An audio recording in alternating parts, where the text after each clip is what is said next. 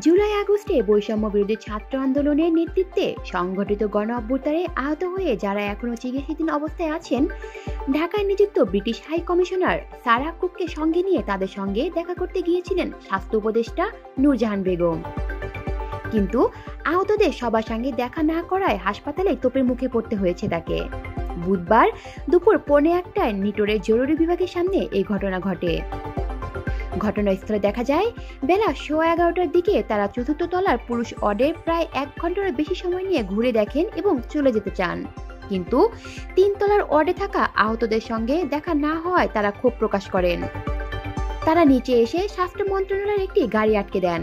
এক পর্যায়ে আন্দোলনের আহতদের একজন গাড়ির সামনে বসে পড়েন, আর একজন উঠে পড়েন গাড়ির উপরে।